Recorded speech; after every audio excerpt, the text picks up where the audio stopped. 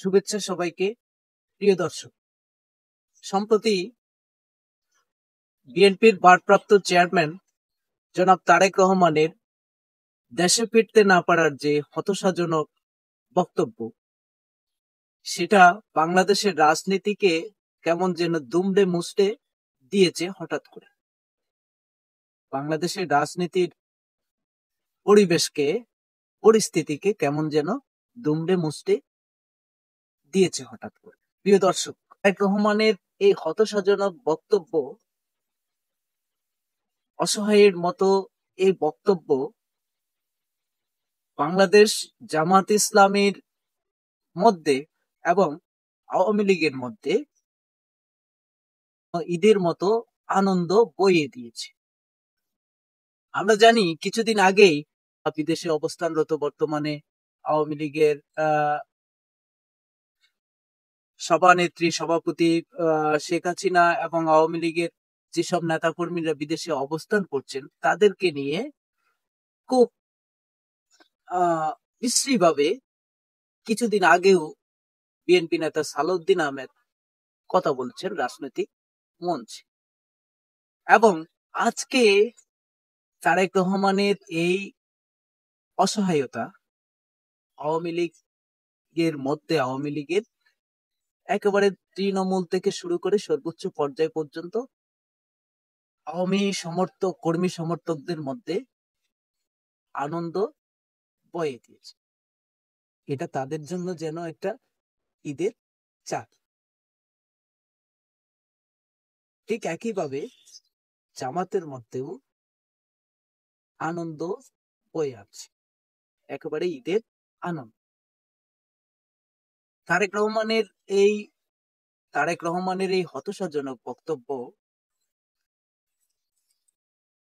বিএনপির কর্মী সমর্থকদেরকে একেবারে স্তব্ধ করে দিয়েছে। সবার মনোবল ভেঙে পড়ছে যে তারা এতদিন যে বিশ্বাস তাদের মধ্যে এতদিন ধরে ছিল, তারা ক্ষমতায় যাচ্ছে, সরকার গঠন করবে, তারেক রহমান দেশে আসবেন, প্রধানমন্ত্রী হবেন, যে আশা তাদের মধ্যে, যে স্বপ্ন তাদের মধ্যে ছিল, হঠাৎ ভেঙে যেন চুরমার হয়ে গেছে। আপনি কথা বললে দেখবেন বিএনপির কর্মী সমর্থকরা এখন কেমন জানি একেবারে চুপ মেরে গেছে,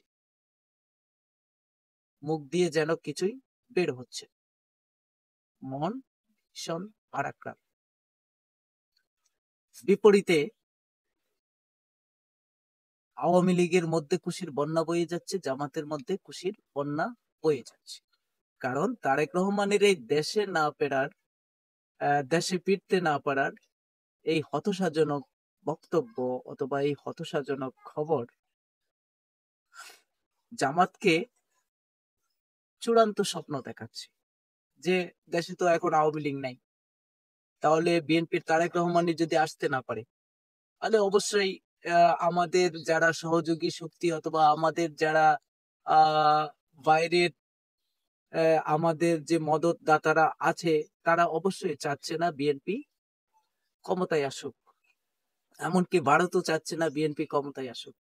তাহলে আমাদের জন্য তো একেবারে মাঠটা উন্মুক্ত হয়ে গেল। তো জামাত এই আনন্দে এখন বিভোর হয়ে গেছে।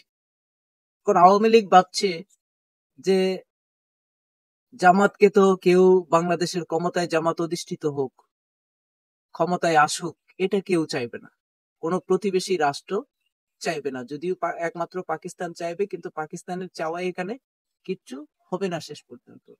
তাহলে